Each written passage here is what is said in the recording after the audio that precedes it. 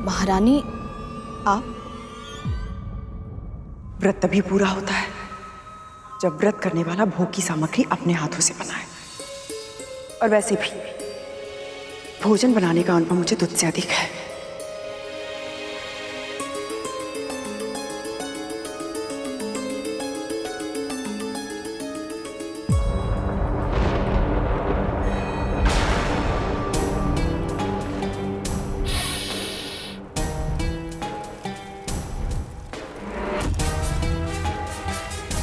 ऐसे घूरता रहेगा या कुछ कार्य भी करेगा?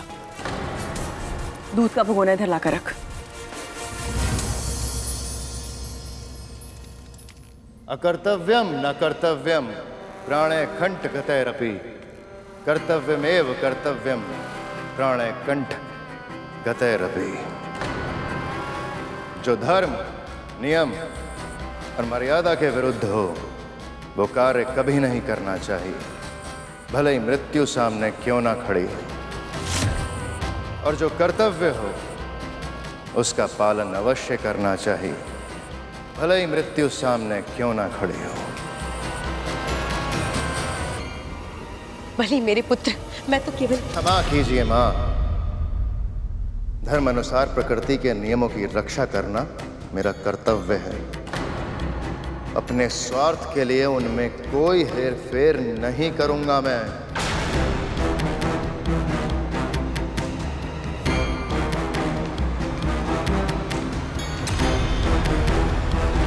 अगर बलि ने मेरी बात नहीं मानी और अगर सूर्य समय पर आ गया तो यमदूत कद्रु के पुत्रों के प्राण हरने में सफल नहीं हो पाएगा।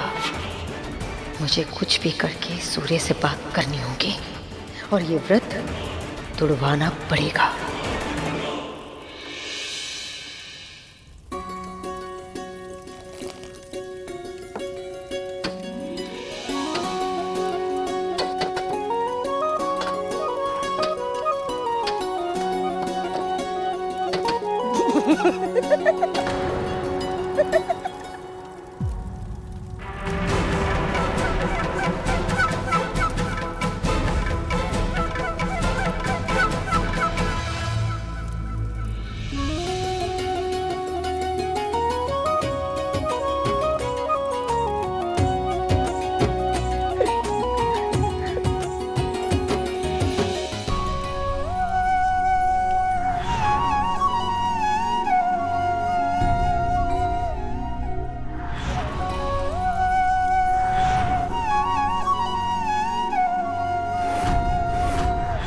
अब बस कैसे भी करके ये जीवित पुत्रिका का व्रत सफलतापूर्वक पूर्ण हो जाए और मेरे पुत्र पुनः स्वस्थ हो जाए। मैं चाहती हूँ कि कद्रु का व्रत असफल हो जाए और इसमें तुम्हें मेरी सहायता करनी होगी सूर्य।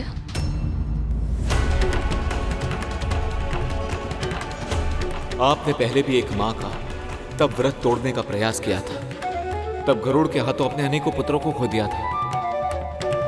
आप फिर से वही पाप क्यों दोहराना चाहती हैं दिति मां?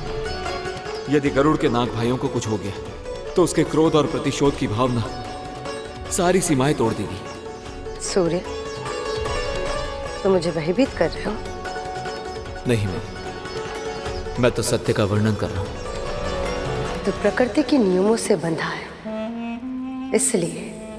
इसलिए अपनी लोक में रहने की सुविधा का लाभ उठा पा रहा है। पर मत भूल कि तुम्हारे बाकी देव भाई किस दशा में है। हम असुरों से हारने के बाद तुम्हारे देवेंद्र के साथ वन वन भटक रहे। स्मरण रख सूर्य, यदि मैं चाहूं ना तो इसी क्षण तुझे वहां भिजवा सकती हूँ। मेरा पुत्र बलि इतना शक्तिशाली है कि तुम्हारी उपस्थिति के बिना भी वो तुम्हारे सारा कार्य कर सकता है। इतना तो तुम्हें पता ही होगा। एक बार वो मुझे मना करके मेरा हृदय दुखा चुका है। दूसरी बार अगर मैंने इसे आदेश दिया तो वो मुझे मना नहीं कर पाएगा। सत्य कह रही हैं, बलि बहुत शक्तिशाली है। वो चाहे तो मुझे मेरे लोक से बाहर निकाल सकता है। दीति माँ, मेरा विश्वास कीजिए, मैं आपकी अवज्ञा नहीं करना चाहता, पर समय के चक्र में व्यवधान उत्पन्न कर पाने में मैं असमर्थ हूं। मेरे लिए कोई और आ गया तो आप आदेश दीजिए, मैं सहर्ष स्वीकार कर लूंगा। अपने कंगन दो मुझे।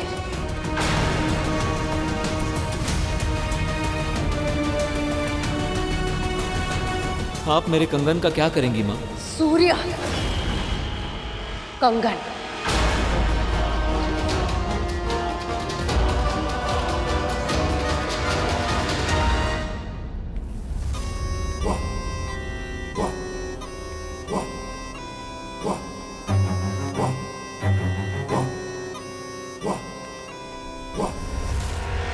योग्य से शत्रुता और अयोग्य से मित्रता की मूर्खता की जाए तो यही दशा होती है मेरे भाइयों।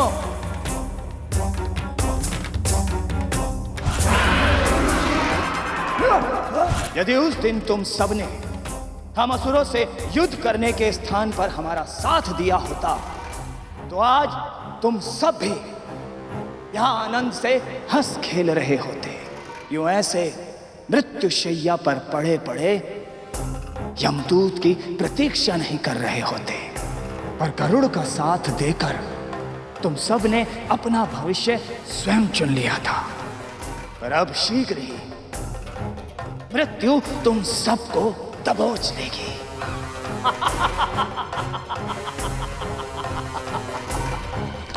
बस अब आप अपना चमत्कार दिखाइए मां। सारा भोग बन चुका है दीदी, अब बस हमें स्नान करना है। चलो वनिता।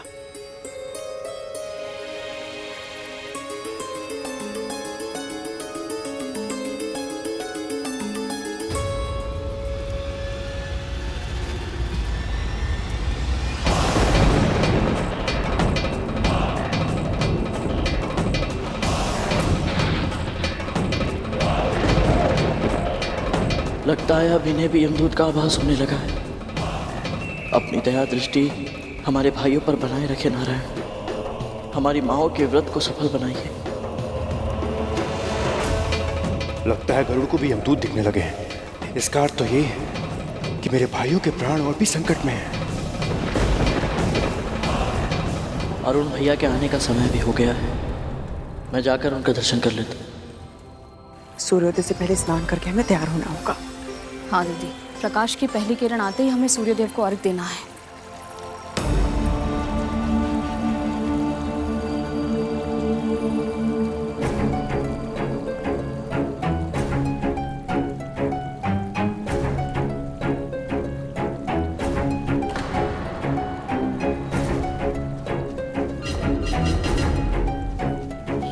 ये कैसे संभव है?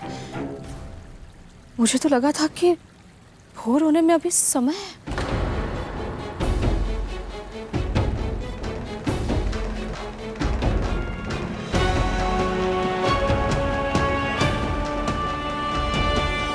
सूर्यदेव के निकलने से पहले अरुण स्वयं निकलता है, अपनी मां के दर्शन करके उन्हें प्रणाम करता है। प्रतिदिन सूर्यदेव निकलने से पहले आकाश अरुण भैया की लाली मां से रंग जाता है। मुझे उनके होने का आभास होता है और मैं अपनी बाहें फैलाकर उनका स्वागत करता हूँ।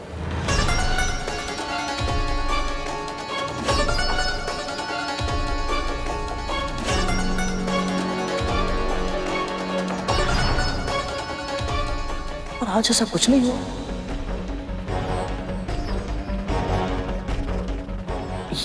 ये कैसे संभव है?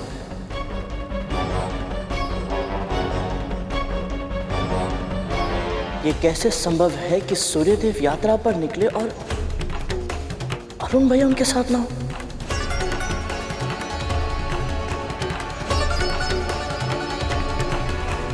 अवश्य ही कुछ तो ऐसा है जो सामान्य नहीं है, परंतु क्या?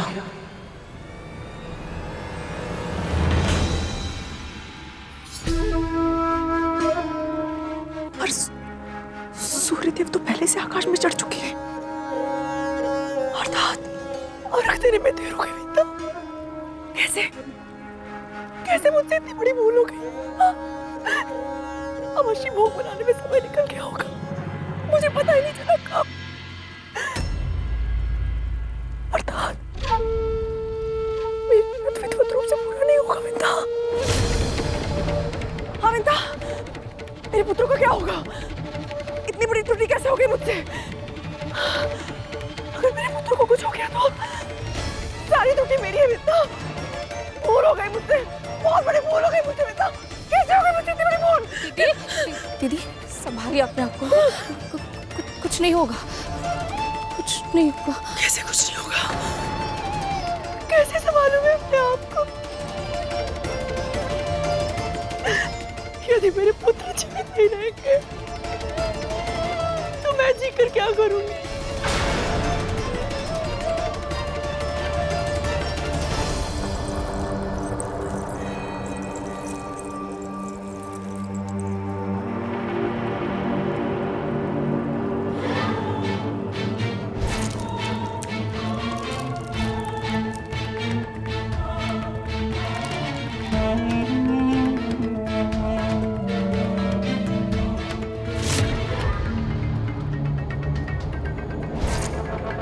सूर्य का कंगन भी इतना प्रकाशवान है कि इसको देखकर कोई भी भ्रमित हो सकता है कि सूर्य उदय हो चुका है। और आनंद की बात यह है कि मेरी इस चाल को कोई भी विफल नहीं कर सकता,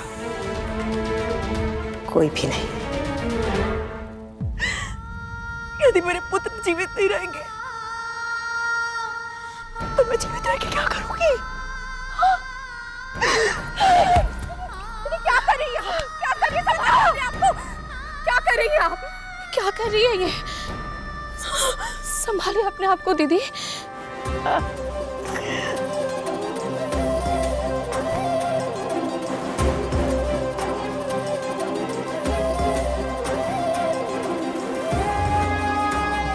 संभालिए अपने आप को दीदी, संभालिए। सब नष्ट हो गया, तुम्हारे सारे प्रयास विफल हो गए कद्रू।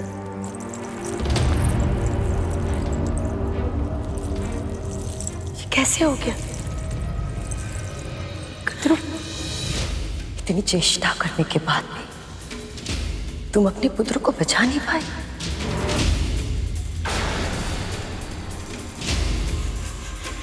मैंने भी अपने पुत्र को है, परंतु युद्ध के मैदान में वीरता का प्रमाण देते देते वीरगति को प्राप्त हुए हैं वो।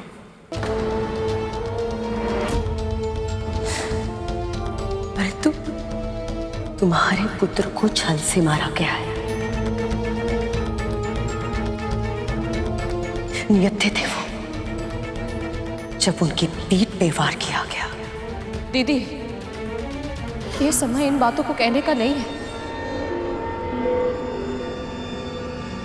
इनकी दशा तो देखिए। व्रत अभी भंग नहीं हुआ है।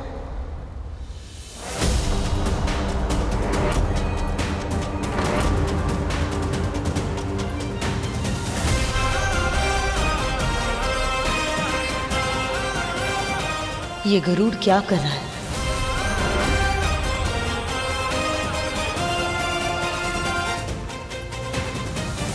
क्योंकि सूर्यदेव का उदय अब तक हुआ ही नहीं।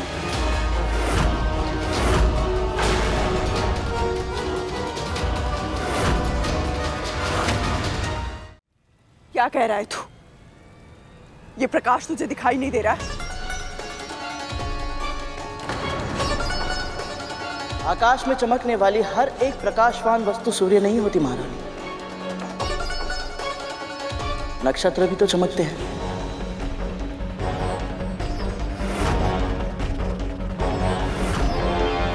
अश्विनी, रोहिणी, कृतिका, चित्रा, नक्षत्र के नाम मैं भी जानती हूँ। कहना क्या चाहता है तू? आपकी दशा समझता हूँ महारानी। आप विचलित हैं क्योंकि आपको ऐसा लग रहा है कहीं व्रत भंग तो नहीं हो गया। और सबसे अधिक विचलित तो महारानी दिति है। परंतु आप दोनों को चिंता करने की आवश्यकता नहीं, क्योंकि अभी तक सूर्योदय हुआ ही नहीं।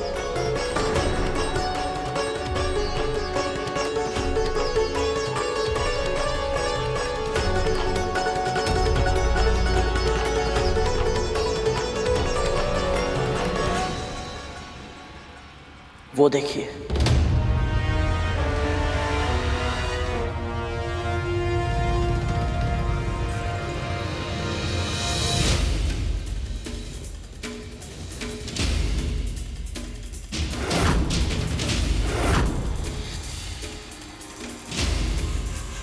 अरुण, यदि अरुण अभी अभी आया है तो इससे पहले सूर्यदेव कैसे पधार सकते हैं? मैं भी इसी ओर संकेत दे रहा हूं ना। सूर्यदेव का रथ अरुण भैया चलाते हैं और वो अभी अभी प्रकट हुए हैं। इससे यही सिद्ध होता है कि आकाश जिससे प्रकाशवान है वो वस्तु चाहे जो भी हो, परंतु सूर्यदेव नहीं है। किसी ने जानबूझकर आप दोनों को भ्रमित करने का प्रयास किया है।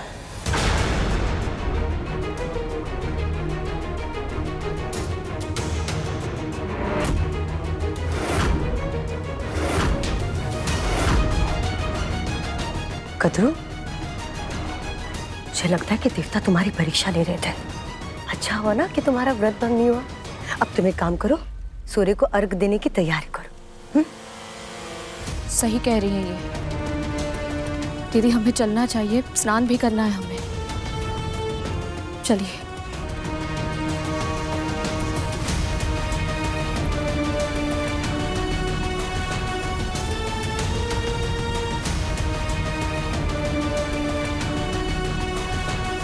भले ही गरुड़ तुमने इस बार व्रत को टूटने से बचा लिया, किंतु कब तक? अभी व्रत पूरा होने में समय है और आने वाले समय को कोई नहीं संभाल पाएगा।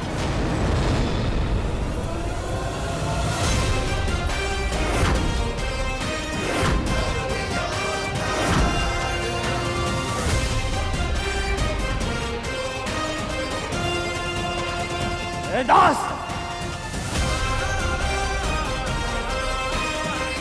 मेरी मां का मार्ग रोकने का साहस भी कैसे किया तूने? मेरी माँ ने जो मुझे संस्कार सिखाए उसके विपरीत आचरण नहीं करना चाहता मैं। वो भी तब जब मेरा परिवार इतने बड़े संकट से जूझ रहा और मेरी माँ ने इतना महत्वपूर्ण व्रत रखा है, परंतु हम में से कोई भी प्रत्युत्तर नहीं दे रहा। इसका अर्थ ये नहीं समझना कि हमें नहीं पता कि हमारे साथ क्या किया जा रहा है। तो मुझ पे आरोप लगा रहा है? मुझ पर? मुझे आरोप लगाने की आवश्यकता ही नहीं है महारानी दीदी। जीवित पुत्री का व्रत को तोड़ने का जो महापाप आप कर रही हैं वो आप भी जानती हैं और ईश्वर भी। यदि शीघ्र ही आपने अपनी कार्यशैली नहीं बदली तो इसका परिणाम आप और आपके पुत्र भोगेंगे। बस एक बार नाग भाई स्वस्थ हो जाए तो उसके बाद बड़ी माँ और उनके पुत्र आपसे आपके हर एक षड्यंत्र का बदला अवश्य लेंगे। स्मरण रहे। अपने स्वामी के नाम पर तू मुझे धमकी दे रहा है। मुझे भूल गया तू कि उनकी दृष्टि में तू किस स्थान पर है? तो कौड़ी का दास है तू, केवल दास और कुछ भी नहीं। इस संकट के समय में कद्रू और उसके पुत्र तुझे और तेरी मां को एक परिवार समझने के भ्रम में जो जी रहे, जिस दिन ये भ्रम समाप्त होगा उस दिन पहला आक्रमण वो तेरी मां पर करेगी। यदि उसके पुत्रों के प्राण चले गए तो तुम दोनों के साथ वो क्या करेगी इसकी तो केवल कल्पना ही कर सकते हो। पर यदि किसी तरह भी उनके प्राण बच गए तो ये दशा तुम्हारे कारण हुई है, तो तुम दोनों को कष्ट तो भोगना ही है। इसलिए मेरी चिंता मत करो, अपनी माँ की चिंता करो। तुम्हारी माँ चाहे कितने भी व्रत जप तप कर ले, पर ना वो अपनी नियति बदल सकती हो ना ही तुम्हारी। वो एक दास थी और तुम एक दास हो, और अनंत काल तक तुम दोनों एक दास रहोगे। वो एक दास थी और तुम एक दास हो, और अनंत काल तक तुम दोनों एक दास रहोगे।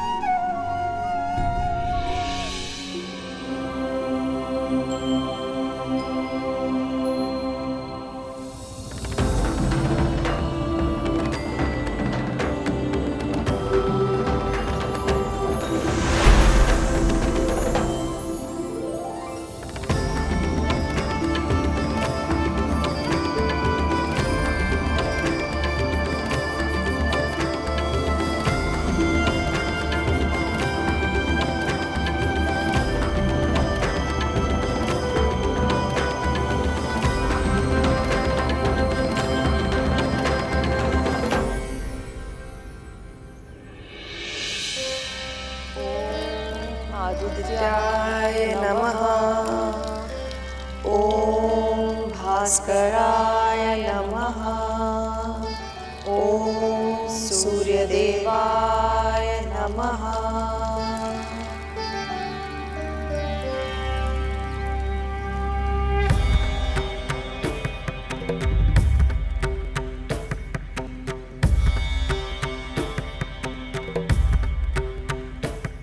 आप सूर्यदेव, आपसे कुछ नहीं छुपा है। आप जानते हैं हम दोनों ने ये जीवित पुत्र का व्रत अपने नागपुत्रों की जीवन रक्षा के लिए किया है। हमने अपने व्रत के समापन के लिए पूरी श्रद्धा और आस्था के साथ आपको ये अर्घ समर्पित किया है। कृपया इसे स्वीकार करें। हम पर और नागपुत्रों पर अपनी कृपा करें देव, कृपा करें।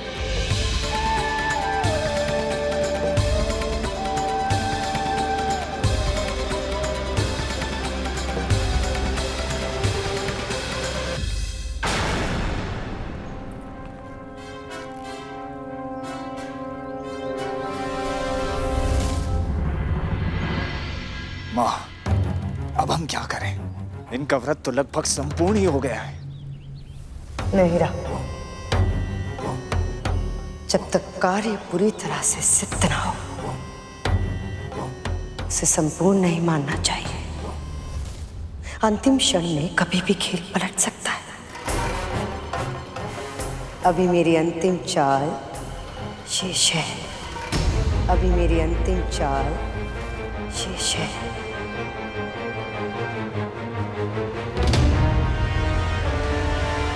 अंतिम चाल? अब क्या करने वाली है ये?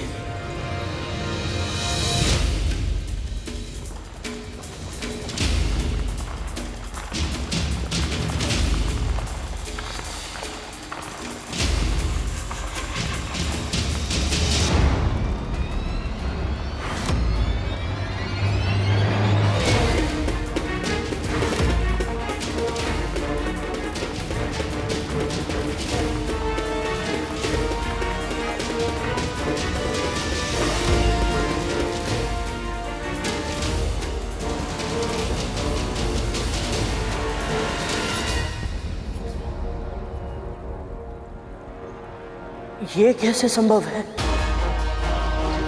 क्या संभव नहीं? गरुड़, क्या कह रहा है तू? माँ, मैंने अभी अभी अपनी दूरदृष्टि से देखा। भोजन के लिए कम से कम 1 सहस्त्र ऋषि आ रहे हैं।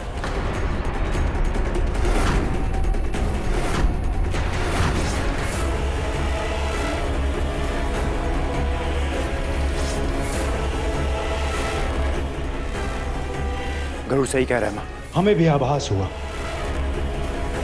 क्यों? क्यों हो रहा है मेरे साथ ऐसा? जब सब सोचती हूँ सब कुछ ठीक हो जाएगा, तभी कोई ना कोई समस्या आ जाती है, सब कुछ बिगड़ जाता है। जब कोई तुम्हें मन ही मन कोस रहा हो तो अनिष्ट के सिवा और क्या हो सकता है कद्रू? विंता को दोष देना बंद करो दीदी।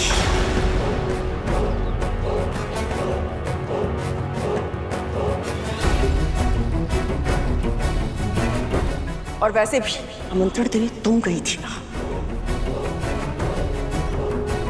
तुम्हें एक बार के लिए भी नहीं लगा कि तुम्हें मुझे बताना चाहिए था कि तुमने 11 नहीं 1 सहस्त्र ऋषियों को भोग के लिए आमंत्रित किया है? कद्रू, मैंने तो महर्षि से उतने ही शिष्य रहने का आग्रह किया था, पर तुम तो उनका स्वभाव जानती हो ना, वो कब क्या कुछ भी कर सकते हैं, कोई कुछ नहीं कह सकता। किसके बारे में बात कर रही हो तुम? कौन आने वाला है यहाँ? और कौन कद्रू? महर्षि दुर्वासा।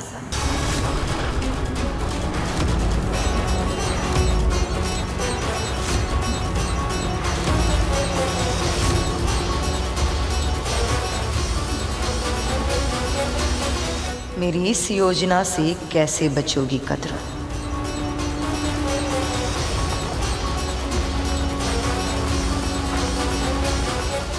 दीदी,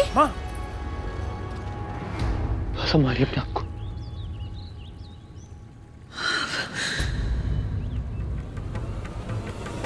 अब क्या होगा? महादेव के रौद्र रूप का अंश है दुर्वासा। अभी हम ऐसी स्थिति में नहीं है कि हम उनका आतिथ्य कर पाए।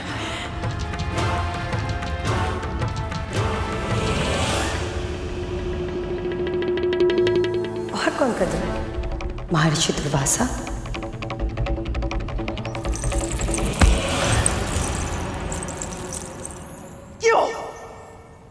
क्यों कर रही हो तुम ऐसा? तुम्हें क्या लगता है मुझे कुछ पता नहीं है? मैं सब जानती हूँ। तुम इससे पहले भी मेरा व्रत भंग करने का प्रयास कर चुकी हो, किंतु अब ये ऐसी कुटिल चाल। तुम अच्छे से जानती थी ना कि अंतिम क्षणों में हम महर्षि और उनके शिष्यों के लिए भोग बनाने में समर्थ नहीं होंगे। इसलिए तुमने जानबूझकर उन सबको भोग के लिए आमंत्रित किया, है ना?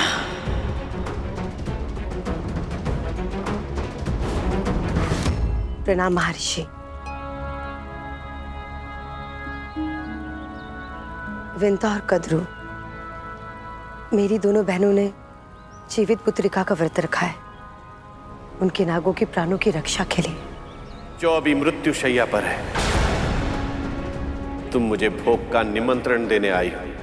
तुम मेरी कृपा प्राप्त करने का स्वांग कर रही हो, जबकि सत्य तो यह है कि तुम मेरी क्रोध की अग्नि को भड़काना चाहती हो, ताकि उसमें कद्रू और विंता के व्रत का पुण्य जल जाए और कद्रू के पुत्रों की मृत्यु हो जाए। महर्षि, मैं वो इंद्र को दिए गए मेरे श्राप का लाभ अनजाने में तुम्हारे पुत्र को मिला, और बलि राज सिंहासन पर जा बैठा। तुम असुरों को यदि स्वर्ग में मिल जाए तो भी तुम्हारी कामनाएं कभी समाप्त नहीं होती, किंतु यदि तुम्हें लगता है कि तुम मुझे बहला फुसला कर मेरा उपयोग छल कपट के लिए करोगी, तो ये तुम्हारी भूल है दीदी।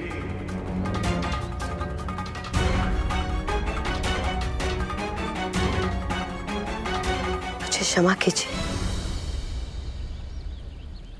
आज्ञा दीजिए मुझे। ठहरो।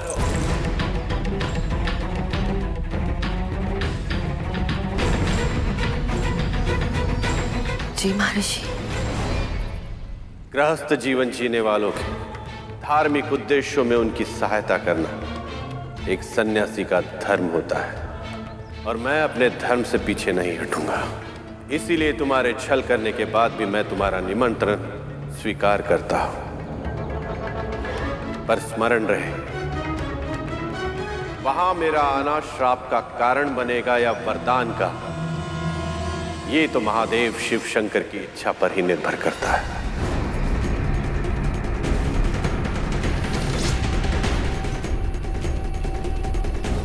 चुप क्यों हो?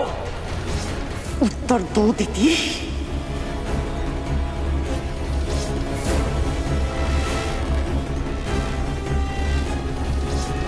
क्या लगता है तुम्हें खतरा?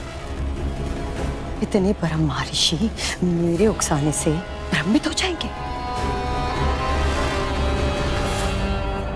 क्षमा कीजिए, पर यह समय इन बातों का नहीं है। कारण चाहे जो भी हो, सकते ये है कि महर्षि अपने शिष्यों के साथ कुछ ही समय में यहाँ पधार रहे हैं। हमें उनके स्वागत की तैयारियां करनी होंगी। जानती भी है तो क्या कह रही है? कैसे करें तैयारी? कैसे करेंगे उनका स्वागत? वो भी इतने शीघ्र इतने सारे ब्राह्मणों के लिए व्यवस्था करना संभव होगा? मैंने तो यही सुना है कि महर्षि दुर्वासा को क्रोध अति शीघ्र आता है। यदि उनके स्वागत में हमसे कोई भूल हो गई तो? और अतिथि तो देवता समान होते हैं, और वो इस ओर आ ही रहे, तो हमें द्वार से लौटने के लिए नहीं कह सकते।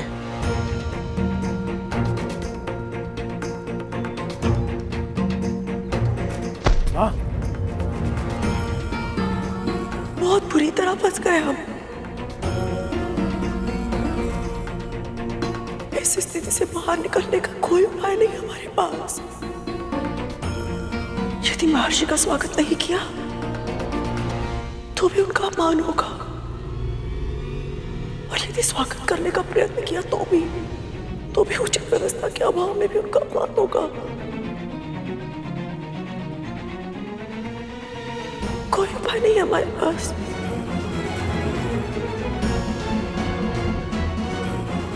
सब विफल हो गया, हमारे सारे प्रयास, जीवित पुत्र का व्रत सब विफल हो गया।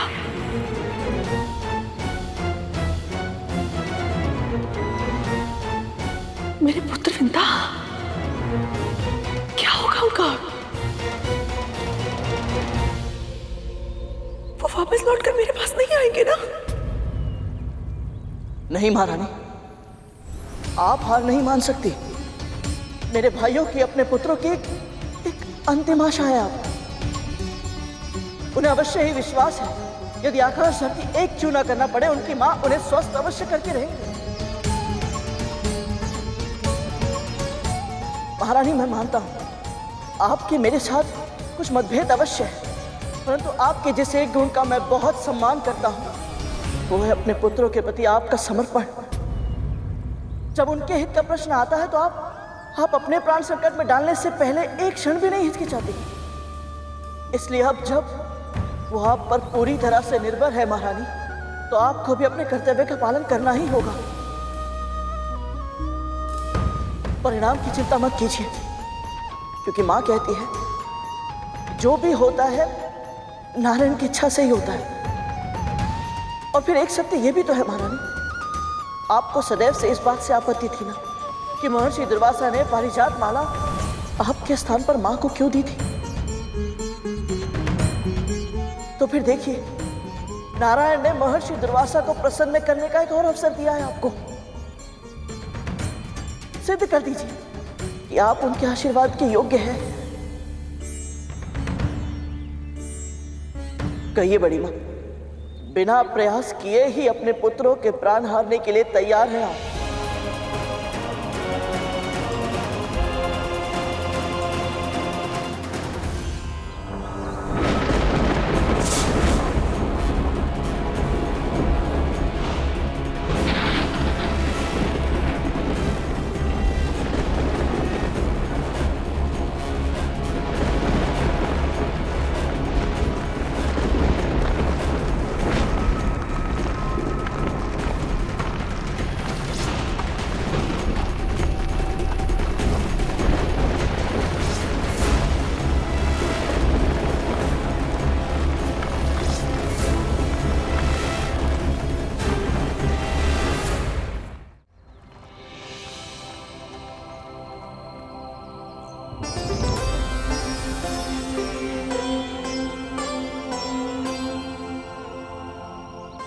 मैंने कभी कल्पना भी नहीं की थी कि आप जैसे महान ऋषि और इतने सारे शिष्यगणों की सेवा का अवसर मुझे मिलेगा।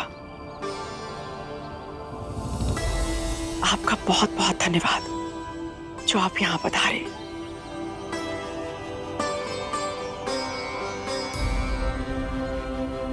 ये सब शिव शंभू की कृपा से ही होता है।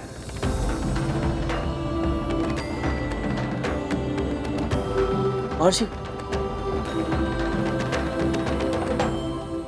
मेरे चरण धोने से पहले यदि आप भीतर प्रवेश कर गए तो मैं स्वयं को क्षमा नहीं कर पाऊंगा।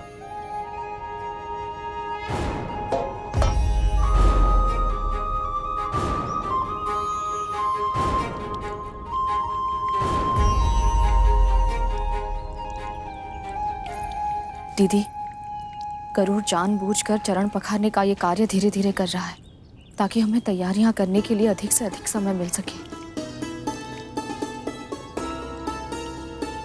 हमें कम से कम समय में अधिक से अधिक कार्य करने होंगे। सबसे पहले कुशा के आसनों का प्रबंध करना होगा ताकि महर्षि और उनके शिष्य विराज सके।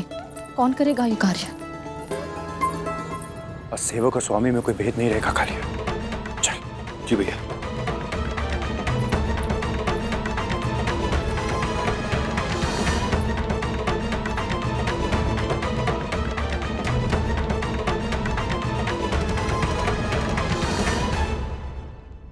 यहाँ तो इतनी सारी चींटियां हैं। यदि ये चींटियां महर्षि और उनके शिष्यों के सामने आ गई तो मुझे यहाँ चारों ओर रंगोली से सीमा रेखा बनानी होगी ताकि ये चींटियां भोजन के आसपास ना जा पाए।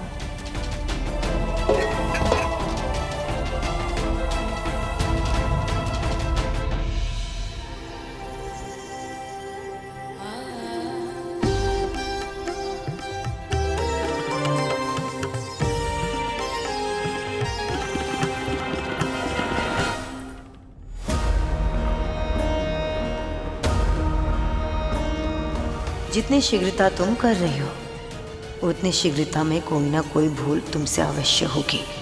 तुमसे और वो एक भूल तुम्हारे परिवार को नष्ट कर देगी।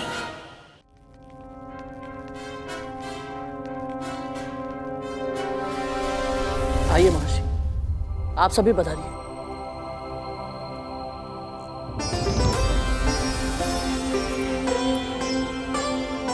इतनी शीघ्र इतनी बड़ी रंगोली बन गई? एक साथ इतने आसनों का प्रबंध कैसे हुआ?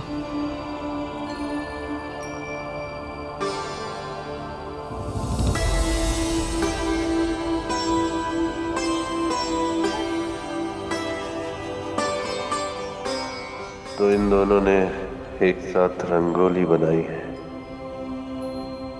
वाह शिव शंभू, संकट के समय आपने इन दोनों बहनों को एक साथ लाकर ये सिद्ध कर दिया है कि आपके सृष्टि में कुछ भी असंभव नहीं।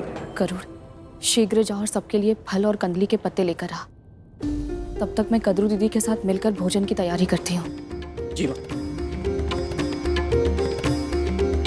क्षमा कीजिए महर्षि, माँ ने कुछ कार्य दिया है, मैं बस अभी आया। आज्ञा दीजिए।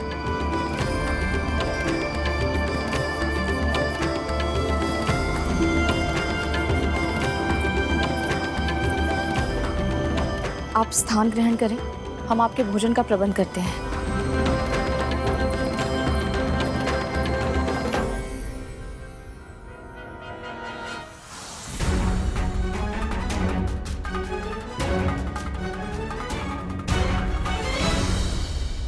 व्रत भले ही विंता और कद्रू ने रखा हो, किंतु हमें आमंत्रण तुमने दिया है दीदी। इसीलिए यहां जो होगा उसका उत्तरदायित्व उन दोनों के साथ साथ तुम्हारा भी होगा। जी जी महर्षि, मैं उनकी सहायता करके आती हूँ। राहुल चले? जी। आज हम सब यहाँ महान जीवित पुत्री का व्रत के अनुष्ठान का भोग लेने आए हैं। इसीलिए आप सभी भोजन ग्रहण करने से पहले हम सभी ध्यान लगाकर ओम का उच्चारण करेंगे।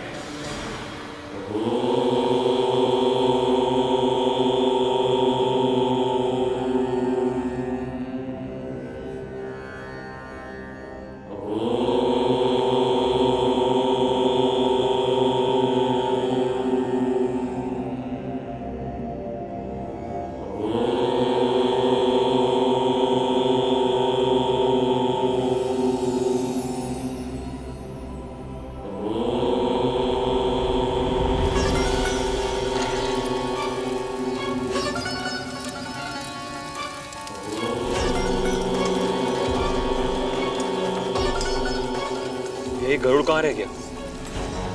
मैं भी यही सोच रहा हूँ कालिया, अभी तक फल लेके क्यों नहीं आए?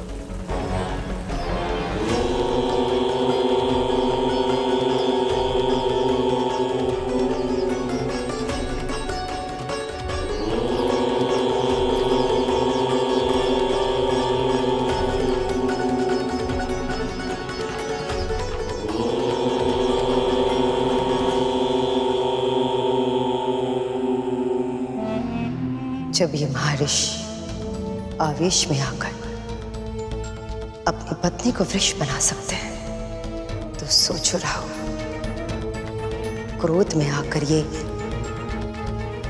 कतरूस के पुत्र विंता और गरुड़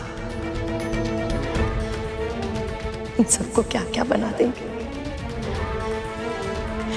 इसकी तो कल्पना ही अद्भुत है।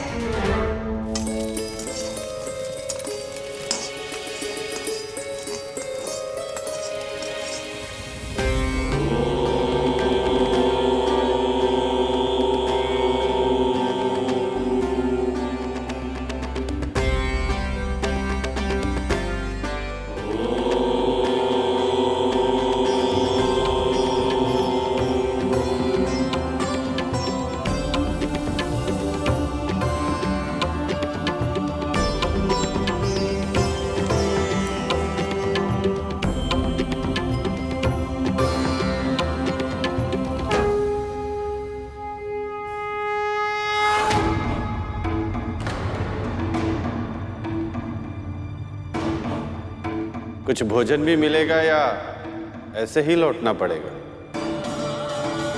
बस अभी अभी आया महर्षि। सब लोग भोजन के लिए आसन ग्रहण कर चुके हैं। हमारे पास 1 सहस्त्र तो क्या 100 लोगों के लिए भी पर्याप्त भोजन नहीं है। जीवित पुत्र का व्रत के भोग में सबसे अधिक आवश्यक है मरुए की रोटी और नूनी का साग, और ये दोनों ही वस्तुएं बहुत सीमित मात्रा में है। अब क्या होगा माँ? अब क्या, इतने कम समय में और कहीं से प्रबंध किया भी नहीं जा सकता। हाँ, कोई ना कोई उपाय तो अवश्य होगा जो केवल आप कर सकती है। मैंने देखा है आपके हाथों में चमत्कार करने की क्षमता है। माँ, मुझे जब भी भूख लगती थी आप कैसे भी करके कोई ना कोई उपाय से मेरे लिए कुछ बना देती थी। माँ, कुछ कीजिए ना माँ, आपसे अपेक्षा है। ये तो तेरा अपनी माँ के लिए स्नेह है गरुड़, तभी तुझे लगता है कि मैं करती हूँ, पर करने वाली तो केवल माँ अन्नपूर्णा है। अन्न की देवी हैं वो। उनकी महिमा इतनी अद्भुत है कि स्वयं महादेव शिव शंकर भी उनके भोजन के लिए भिक्षुक बन गए थे। इसलिए मुझे पूरा विश्वास है यदि हम पूरे मन से माँ अन्नपूर्णा का ध्यान करें, उनसे प्रार्थना करें, तो हमें हमारे प्रयासों का फल अवश्य मिलेगा। ये सब करने से हमारी समस्या का समाधान कैसे होगा वो मैं नहीं जानती, किंतु हाँ, माँ अन्नपूर्णा अन्न की देवी है। मैं प्रार्थना अवश्य करूंगी उनसे।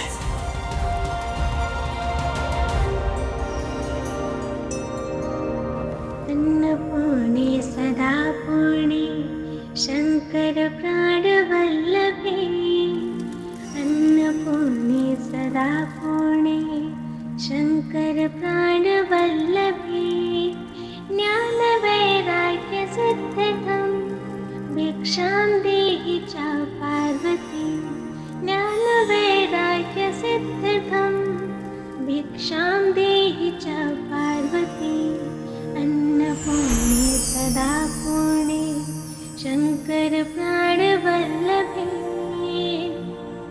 माता च पार्वती देवी पिता देवो महेश्वरा, माता च पार्वती देवी पिता देवो महेश्वरा, बान्धवाशु भक्ताशु स्वदेशो भुवनत्रयम्, बान्धवाशु भक्ताशु स्वदेशो भुवनत्रयम्।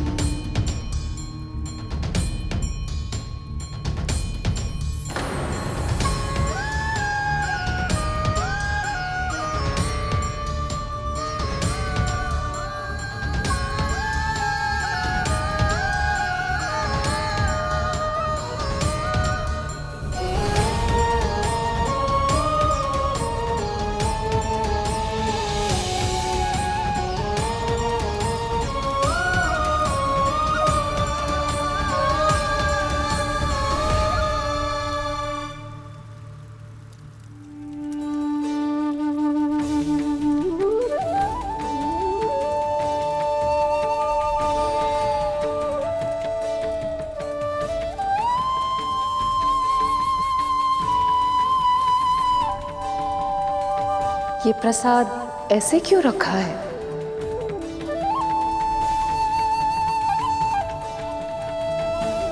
माँ, आप कौन है? माँ कहा है तो माँ ही समझ लो।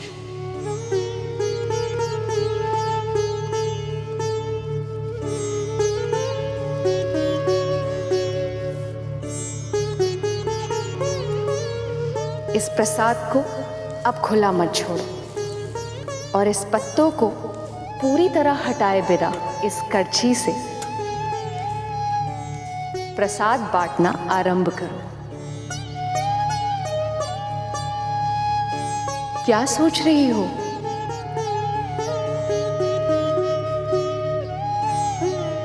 अतिथि भूखे हैं, जाओ भोग खिलाओ उन्हें।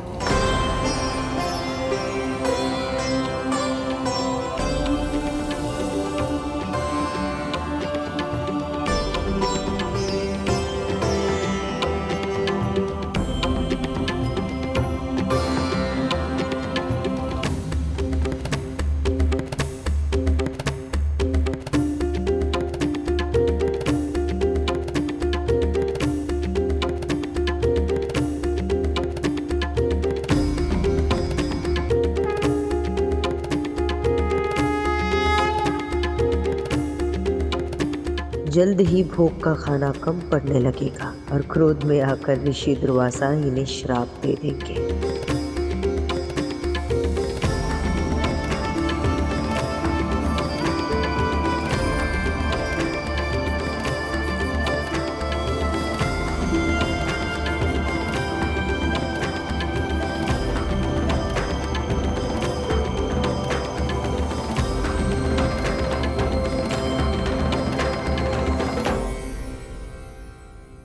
स्वादिष्ट व्यंजन, अद्भुत स्वाद।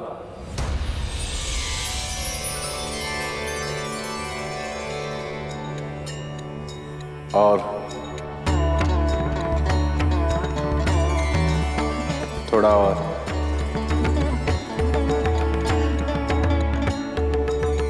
जिस क्रोध की आंधी की आशंका थी वो शीतल व्यार में बदल गई। महर्षि और इनके 1 सहस्त्र शिष्य को भोजन कराने में हम सफल रहे। यह असंभव कार्य केवल अन्नपूर्णा मां की कृपा से ही संभव हो पाया।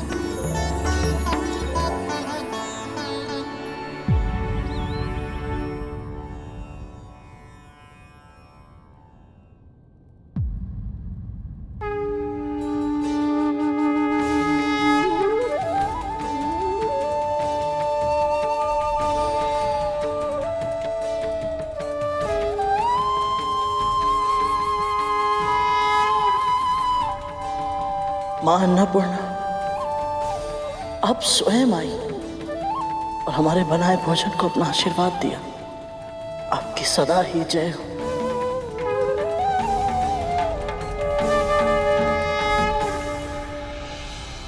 बहुत ही स्वादिष्ट भोजन था, आनंद आ गया।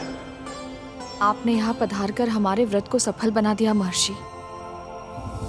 आज तुमने मेरी और मेरे शिष्यों की सेवा की, इससे मैं बहुत प्रसन्न हो गया कद्रू। शिव शंभु ने चाहा तो तुम्हारे पुत्रों के कष्टों का निवारण शीघ्र ही होगा।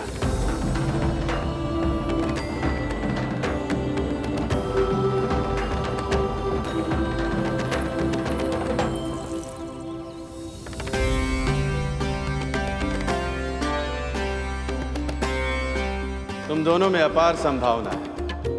शंभु की कृपा से तुम अपनी योग्यता के सबसे ऊंचे शिखर को प्राप्त करो। इतने शक्तिशाली बनो कि संसार तुम्हें सदा स्मरण रखे।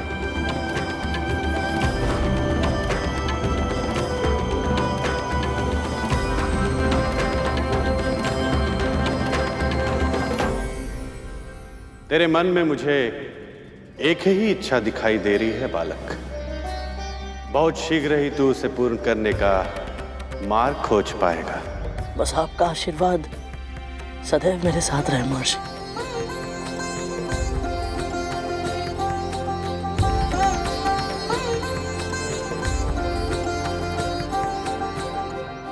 मुझे आमंत्रित करने के पीछे भले ही तुम्हारी नीयत अच्छी नहीं थी, पर मुझे तुम्हारे कारण ऐसा भोजन करने का सौभाग्य मिला जिसे स्वयं मां अन्नपूर्णा का वरदान मिला था।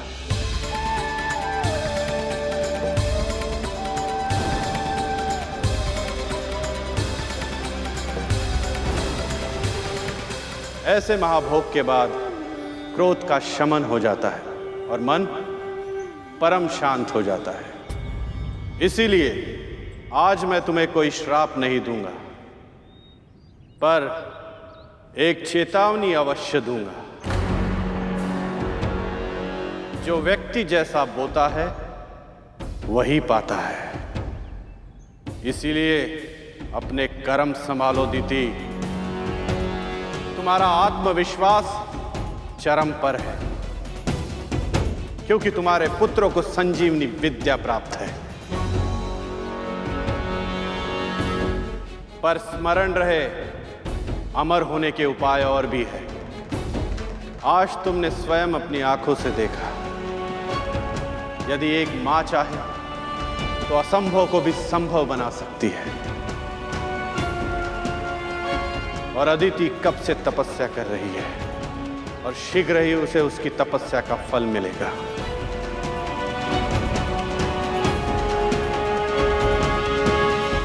पर उसका परिणाम तुम्हारे पुत्रों के लिए कैसा होगा, यह तुम्हारे कर्मों पर निर्भर करता है।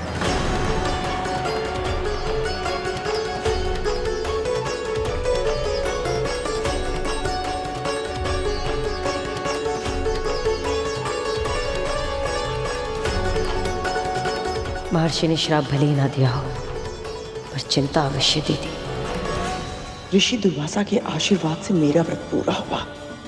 अब मेरे पुत्र शीघ्र ही स्वस्थ हो जाएंगे। तक तो धूम है। शिशु नंदी, भूत नंदी, सब लोग उठो।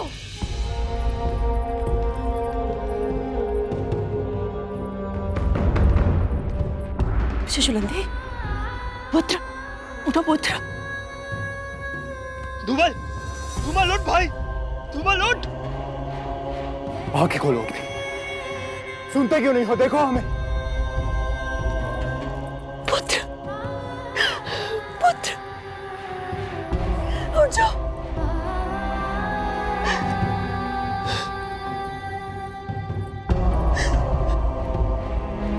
कालिया, अपने भाइयों से बोलो ना उठने के लिए।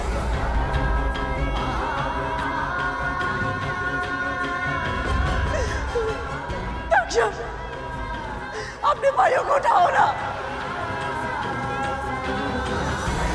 तुम्हारी माँ यहाँ पे आई है, उठो ना।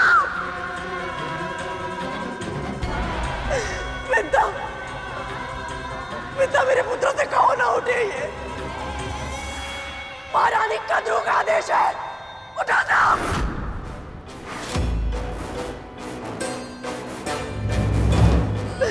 विंता,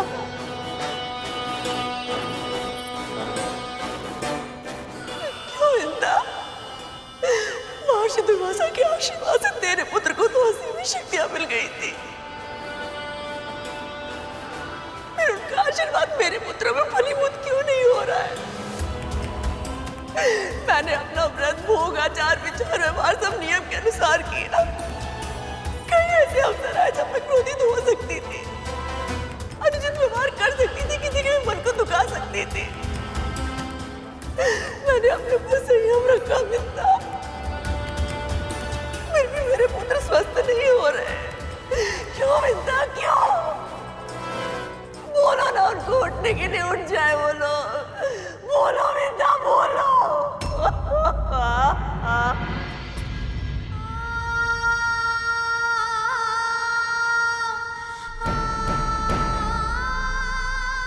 मेरी भक्ति में क्या कमी रह गई विंता? क्या कमी रह गई? नारायण मुझसे क्यों रुष्ट हो गए विंता? क्यों रुष्ट हो गए?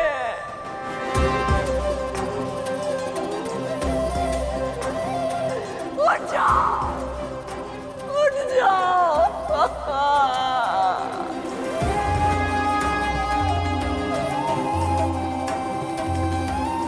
अब हम क्या करें माँ? हम सभी की आशा इस व्रत पर टिकी हुई थी।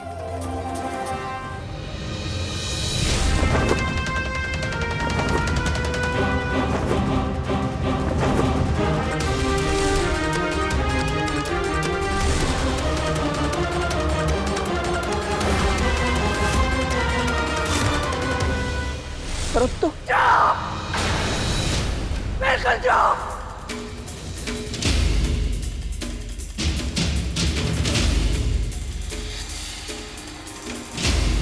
मुझसे क्या पूछ रहा है? मुझसे पूछ, इस मां से पूछ। आज मेरे पुत्रों की दशा तेरे कारण हुई है गरुड़, तेरे कारण।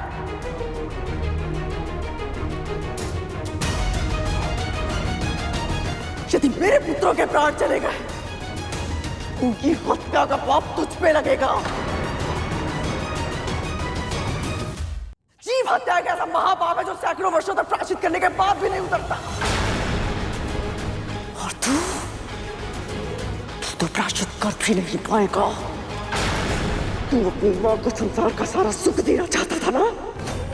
यदि आज के बाद मेरे पुत्रों ने मुझे मां कहकर नहीं पुकारा, तो तेरी मां के जीवन में दुखों के अतिरिक्त कुछ नहीं बचेगा।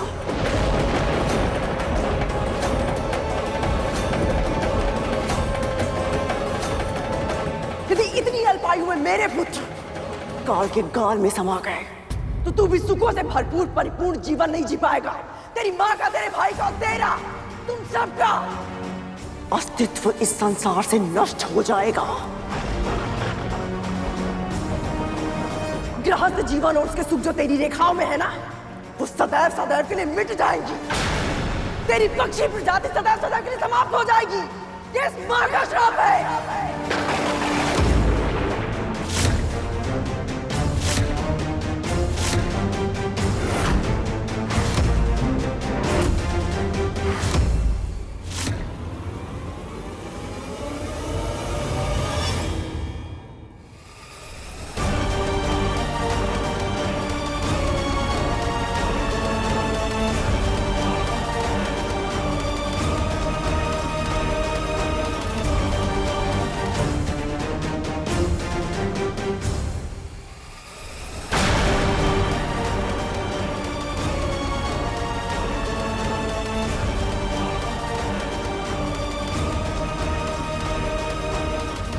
तेरी पक्षी प्रजाति सदैव सदैव के लिए समाप्त हो जाएगी।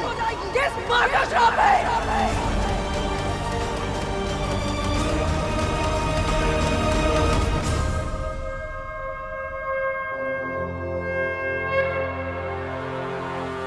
ऐसे मुस्कुरा क्यों रहे आप प्रभु? मेरी माओ को रोते हुए देखकर प्रसन्न है, या फिर ये देखकर कि मेरे भाइयों को एक एक श्वास के लिए संघर्ष करना पड़ रहा है, या फिर मुझे इतना विवश, इतना असहाय देखकर प्रसन्न है आप? आज मेरी दोनों माएं मुझे अपने ही भाइयों का हत्यारा समझ रही हैं और आप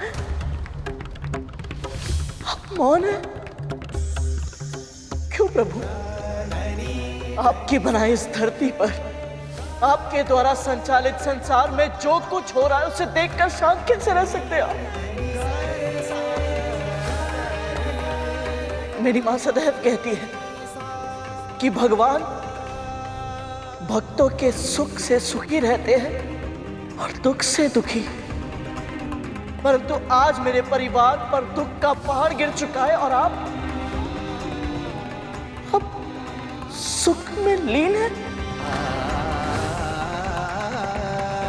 क्यों आपकी तपस्या, आपका ध्यान भंग नहीं हो रहा? क्यों आप हमारी पीड़ा को नहीं समझ रहे प्रभु? क्यों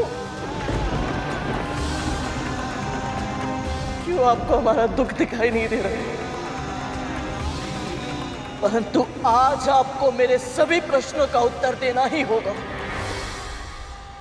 आज आप मौन नहीं रह सकते।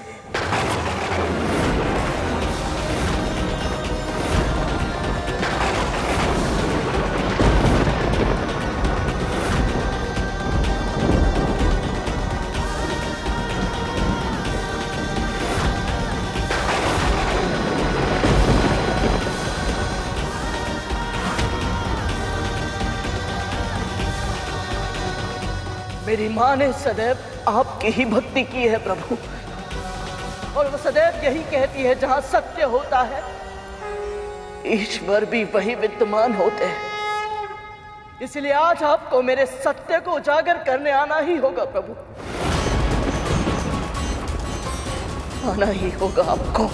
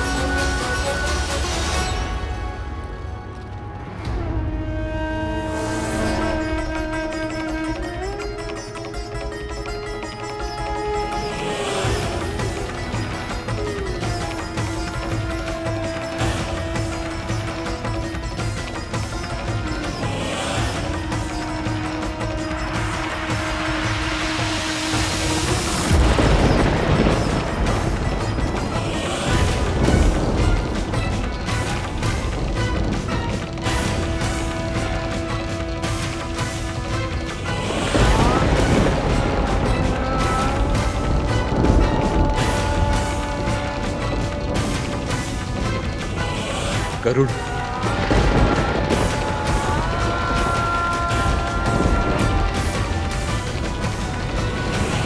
गरुड़,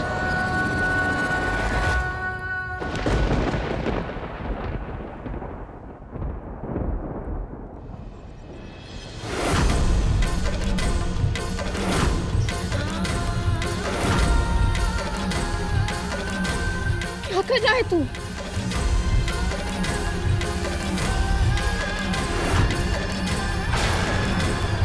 गरुड़, स्वयं को कष्ट देने से क्या होगा? तेरा हाथ जलने से तेरे नाग भाइयों के घाव भर जाएंगे।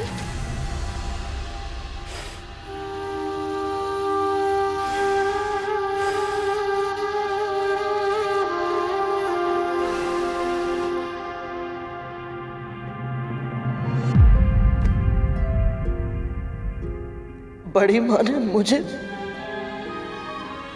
जो कहा माँ,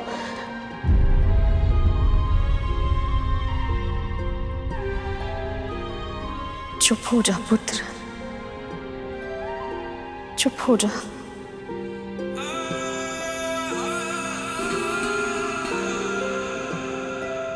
पता है माँ,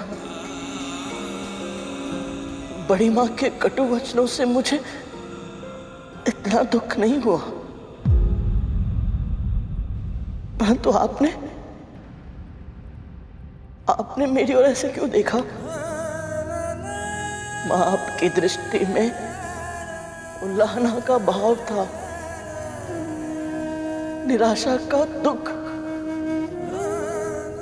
क्रोध था। क्या माँ, आपको सच में ऐसा लगता है कि मैंने जानबूझकर मैंने किसी की हत्या करने का प्रयास नहीं किया है माँ? मैंने कोई पाप नहीं किया है। तेरी माँ तुझे अच्छी तरह जानती है। कभी स्वप्न में भी नहीं मानूंगी कि तू कोई पाप कर सकता है गरुड़। मैं तो बस तेरे लिए चिंतित थी। मेरी दृष्टि में जो उल्हाना का भाव तूने देखा वो मेरे लिए था। निराशा महारानी के लिए और क्रोध उस नियति के लिए था जिसके कारण तुझ पर इतना बड़ा आरोप लगा। तेरी माँ तुझे पहचानती है, तुझ पर अखंड विश्वास करती है तेरी माँ।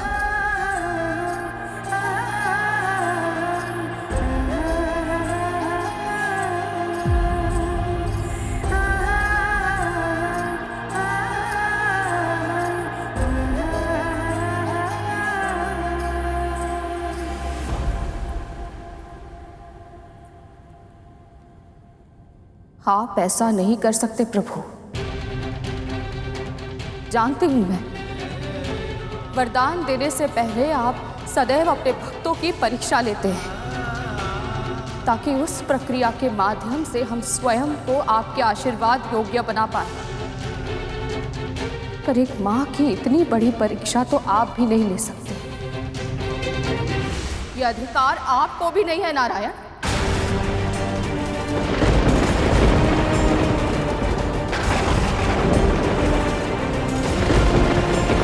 ये कैसी अनहोनी के संकेत हैं प्रभु? मैं जानती हूँ आप समाधि में लीन हैं, पर आज आपको अपने भक्त की पुकार, एक माँ की पुकार सुननी ही होगी।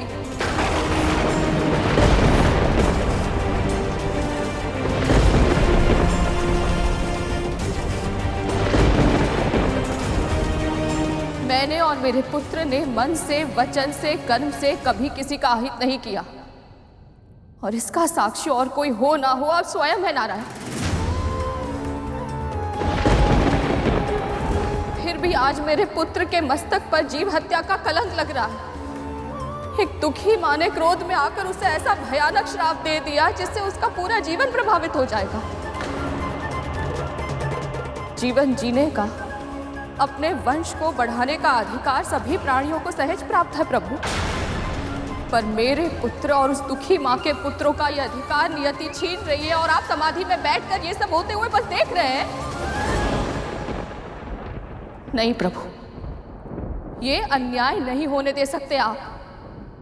आपको सत्य का साथ देना ही होगा।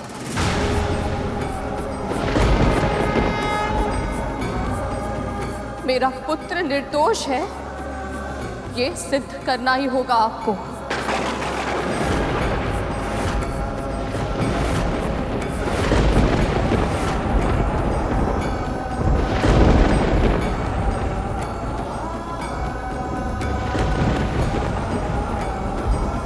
आप ही ने माँ को सबसे अलग बनाया है ना प्रभु।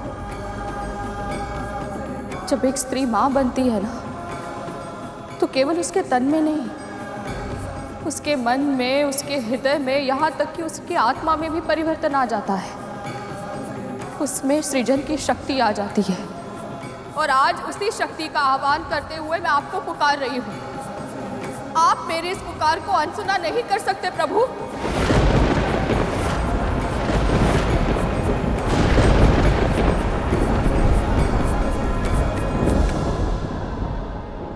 जब किसी बालक को चोट लगती है ना, तो उसके मुंह से सबसे पहले जो शब्द निकलता है वो माँ होता है, क्योंकि उसे पूरा विश्वास है यदि उसकी माँ उसके साथ है, वो उसके लिए प्रार्थना करती है, तो कोई संकट उसे छू भी नहीं पाएगा। आज यदि आपने मेरी विनती को अनसुना कर दिया ना प्रभु, तो सभी बालकों का अपनी माँ से विश्वास उठ जाएगा। और यदि ऐसा हुआ तो भक्तों का अपने भगवान के ऊपर विश्वास कैसे बचेगा नारायण? आपकी सृष्टि का आधार ही डगमगा जाएगा। आज एक भक्त को अपनी भक्ति पर शंका हो रही है। यदि आज आपने इस भक्त की पुकार नहीं सुनी, तो समस्त संसार का भक्ति से विश्वास उठ जाएगा प्रभु।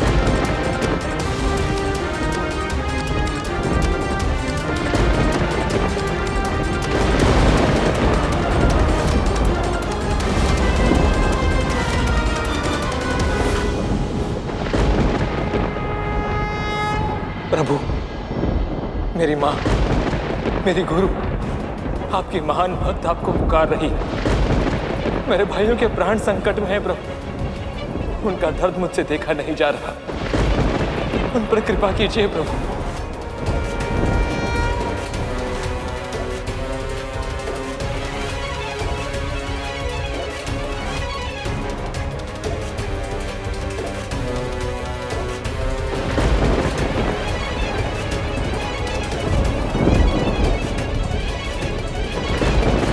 अब तो कृपा कीजिए प्रभु।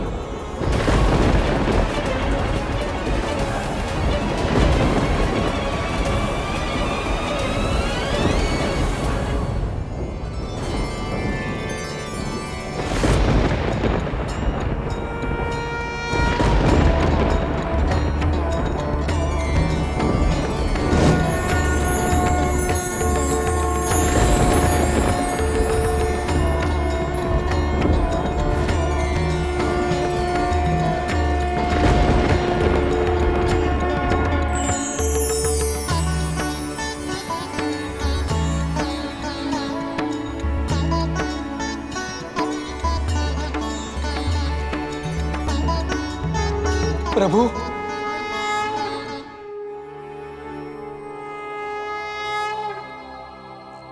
शेषनाग, मैं तुम्हारी श्रद्धा और धैर्य से बहुत प्रसन्न हूं। कहो, क्या वरदान चाहिए? आपके मुख से मेरा नाम सुन के ही मैं धन्य हो गया प्रभु। मैं बस इतना चाहता हूं कि सदैव आपकी सेवा कर पाऊं, आपके निकट रह पाऊं। इससे अधिक और कुछ नहीं चाहता प्रभु। शेषनाग, इस संसार का एक अद्भुत नियम है, जिसे कुछ नहीं चाहिए उसे ही सब कुछ मिलता है। वैसे मेरी तुम्हारे साथ पहचान अधिक समय से नहीं, किंतु जब से लक्ष्मी मुझे छोड़कर गई तब से तुम मेरे साथ हो। एक भाई की भांति तुमने मेरा ध्यान रखा है। इसलिए जब जब मानव कल्याण के लिए मुझे संसार में अवतरित होना होगा, तब तब किसी न किसी रूप में तुम सदैव मेरे साथ रहोगे। और जब जब मैं वैकुंठ में रहूंगा, तब तुम मेरी शैया बनोगे। अपने भाई की गोद में विश्राम करके मुझे रक्षा और शांति का आभास होगा, और तब मैं सृष्टि का संचालन और भी आसानी से कर पाऊंगा। यदि ये आपको स्वीकार हो तो। प्रभु, जिसकी कल्पना भी न की थी, आपने वो आशीर्वाद दिया है मुझे जो संसार को सुख देते। यदि मैं उन्हें तनिक भी सुख और विश्राम दे पाऊं, तो इससे बड़ा सौभाग्य क्या होगा मेरे लिए।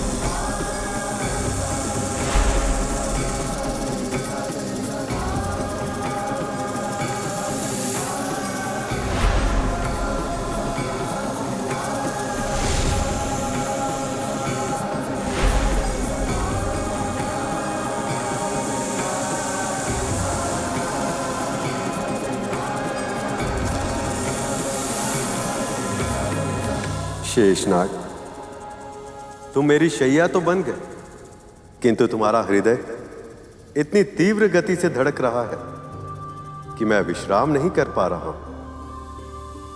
बताओ, तुम्हारा हृदय इतना विचलित क्यों है?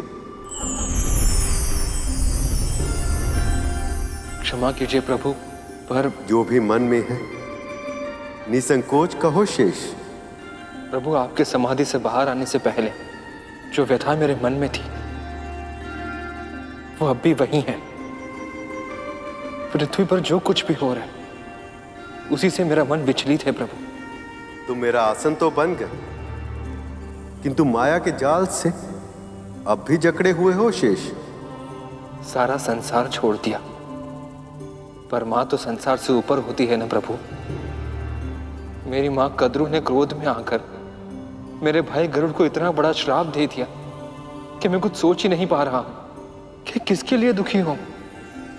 उस मां के लिए जो अपनी आंखों के सामने अपने पुत्रों को प्राण गंवाते हुए देख रही है, या उस भाई और विमाता के लिए जो निर्दोष होते हुए भी इतना अन्याय सहने के लिए विवश है। तुम्हारी पीड़ा उचित है शेष। बताओ, मन में इच्छा क्या है? मेरे भाइयों के कष्टों का निवारण कीजिए प्रभु। उन्हें जीवन दान दे दीजिए, ताकि मां कद्रू का श्राप सार्थक न हो पाए और गरुड़ और विमाता विंता का भी उद्धार हो जाए।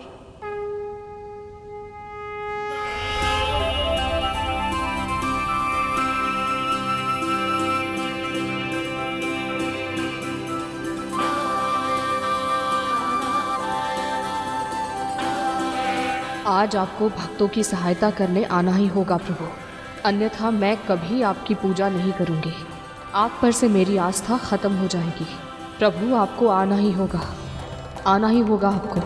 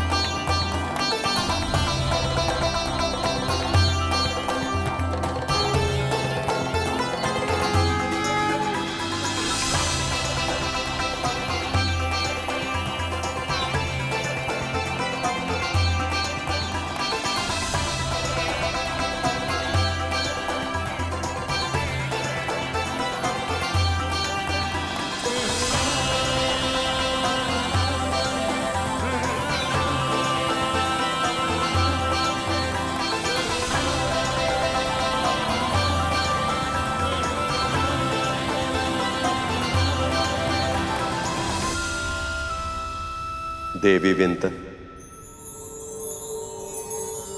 आपने सही कहा था।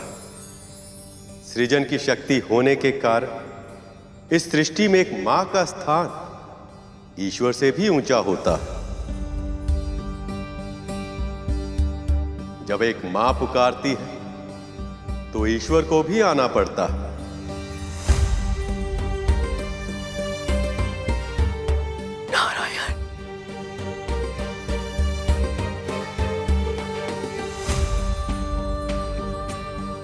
इस व्रत के लिए जिस निष्ठा का प्रदर्शन आपने और देवी कद्रू ने किया है वह सराहनीय है।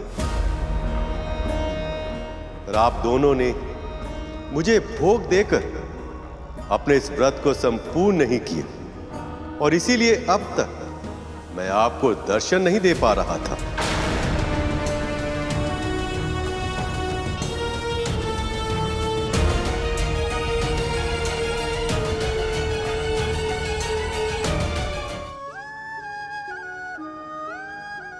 मैं अभिलाई प्रभु।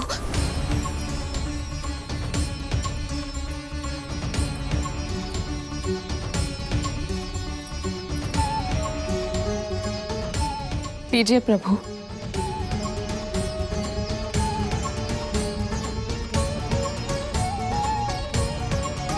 न जाने ये भीषण भूल कैसे हो गई, हमें क्षमा कर दीजिए। ममता के आवेग में हुई भूल नहीं कहलाती।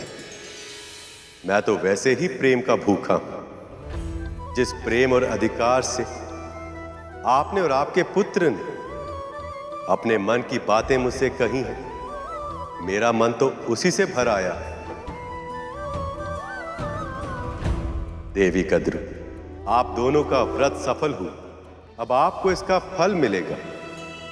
आपकी इच्छा अवश्य पूरी होगी।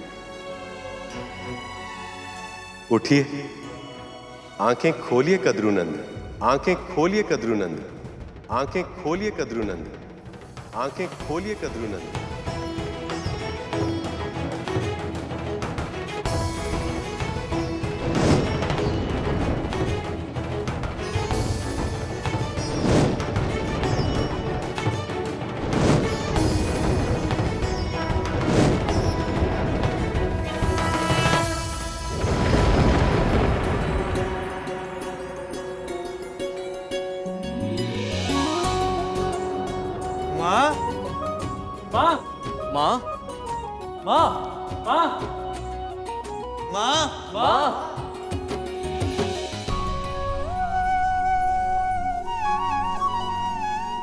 मेरे पुत्र,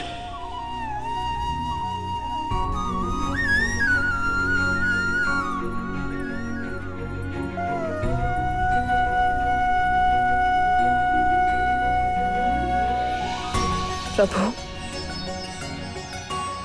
इस व्रत को सफल बनाने के लिए गरुड़ ने जो प्रयास किए हैं, उनके प्रभाव से इसका प्रायश्चित पूरा हुआ।